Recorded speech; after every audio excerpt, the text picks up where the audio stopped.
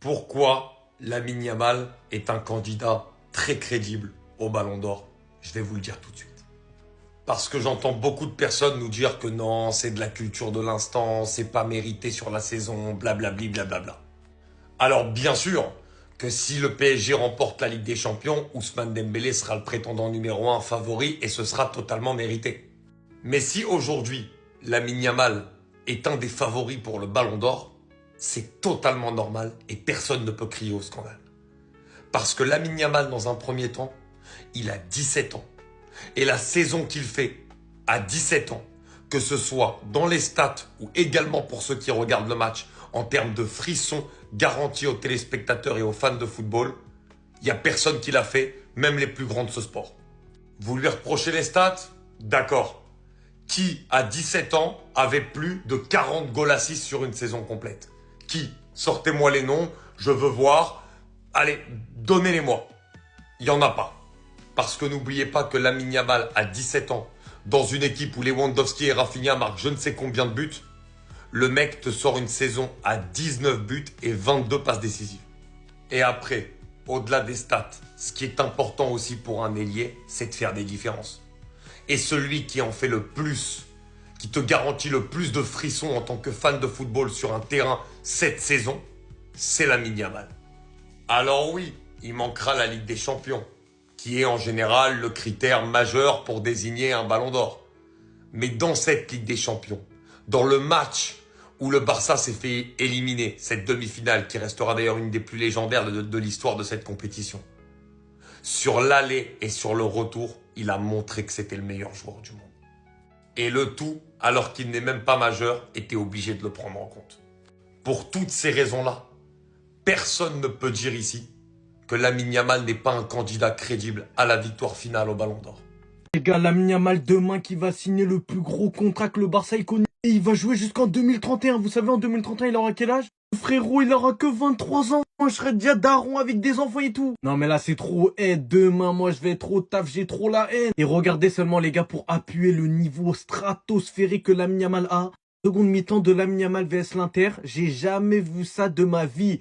De regarder un tel contrôle de pied sur le terrain, c'est incroyable. On adore regarder ce type jouer. C'est la légende Zidane lui-même, les gars, qui dit ça. Le fait que le frérot, les gars, c'était un crack, ça s'arrêtait ici. En fait, regardez, tous ceux qui font cette photo, ils sont destinés à réussir. On se rend pas compte. 17 piges.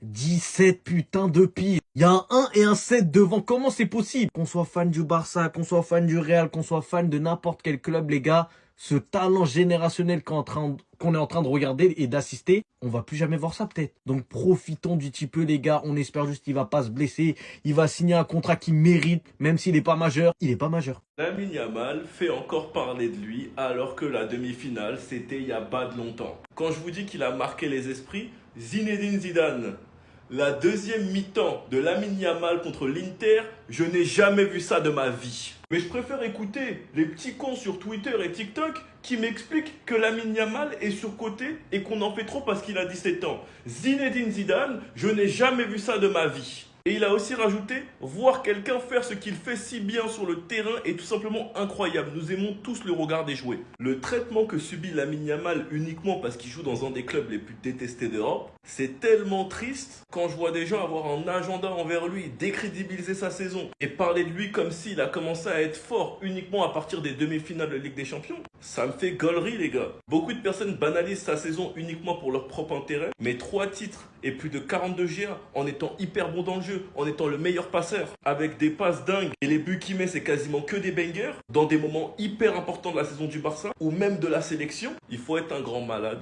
pour décrédibiliser la saison de Lamine Yamal. Sinon vous les gars, vous en pensez quoi? Enfin, sur ça, on s'ennuie. Attendez, on a eu le droit à quelques infos. Breaking, Lamine Yamal va prolonger demain jusqu'en 2031. Sans aucun doute, c'est la prolongation la plus attendue côté Barça. Ça fait depuis des mois que ça en parle. Et demain, dans la journée, officiellement, cette histoire sera terminée. On a appris également que Deco a fait un travail important dans la rénovation de Lamine Yamal. Et sur ce point-là, chapeau à lui. Lors des derniers mois, c'est vrai qu'il a prolongé quand même pas mal de joueurs. Au niveau du mercato, je l'attends aussi. Ansu Fati va être prêté avec option d'achat à l'AS Monaco. Le joueur a déjà récupéré ses affaires au centre d'entraînement. Une annonce sera faite demain. Comme évoqué lors des derniers jours, Ansu Fati Messi ira bel et bien à Monaco, et d'après les rumeurs, ça devrait être officiel dans les prochaines heures. Des doutes planent au sein du club, au sujet de Ter Stegen en raison de sa blessure et de son âge. Et en plus de ça, comme je l'évoquais hier, Chesney hésite encore à accepter l'offre de renouvellement. Johan Garcia, faut le ramener à Barcelone, mais vite. Aujourd'hui, j'ai entendu des rumeurs comme quoi le Barça voulait le signer, pour ensuite l'envoyer en prêt. Je sais pas qui a eu l'idée, même si en vrai j'ai une petite idée, mais tranquille. Je te pardonne, mais ramène-le vite à Barcelone. L'Atlético Madrid accélère ses efforts pour signer Clément Lenglet. Il s'efforce d'offrir à Barcelone un prêt d'1 an, ou d'attendre que Lenglet résilie son contrat avec Barcelone. Lenglet, comment il date? Jusqu'à j'avais oublié qu'il était encore lié au Barça. L'Atlético, s'il vous plaît, envoyez les sous. Comme ça, derrière, il a avoué et on n'en reparle plus. Écoutez-moi attentivement. Sachez qu'après ce que Zinedine Zidane il vient de dire, je ne débat plus jamais avec un Parisien concernant le Ballon d'Or. La deuxième mi-temps de Lamine Yamal contre l'Inter, j'ai jamais vu ça de ma vie. Zinedine Zidane en personne qui vient affirmer qu'il n'a jamais vu ça. Il y a eu Messi, CR7, Ronaldinho, Ronaldo. Il a joué dans toutes les époques. Il a jamais vu ça. Tellement de légendes qui ont encensé Lamine Yamal, mais ça disait que c'était des légendes du Barça. C'est une légende du Barça, Zidane? Est-ce que c'est une légende du Barça? Meilleur dribbleur sur une saison en Liga, personne ne fait mieux à part Lionel Messi. Et aujourd'hui, quand ça vient le propagande des Ballons d'Or, ça me raconte comme quoi il n'est pas été jusqu'en finale de Ligue des Champions. Individuellement, cette saison, personne s'assoit à la table de Lamine Yamal. Rafinha est mon Ballon d'Or. Mais Lamine Yamal, individuellement, c'est le meilleur joueur de la saison. Je suis pas ouvert au débat, je vous regarde même pas. Zinedine Zidane qui dit ouvertement qu'il a jamais vu ça de sa vie. Et vous me racontez votre vie, Dembélé, machin. Dégagez là-bas, là. Zinedine Zidane, les gars. La première mi-temps de Lamine Yamal contre l'Inter, j'ai jamais vu ça de ma vie. Voir quelqu'un qui fait ce qu'il fait si bien sur le terrain est tout simplement incroyable. Nous aimons tous le regarder jouer. On parle de Zinedine Zidane. Il a dit, j'ai jamais vu ça de ma vie, les gars, de ma vie. Pas de... Depuis quelques années, c'est rare que je vois un joueur à ce niveau-là ou un truc comme ça. De ma vie entière. Vous savez le nombre de joueurs qu'il a côtoyé, Zidane, ou pas?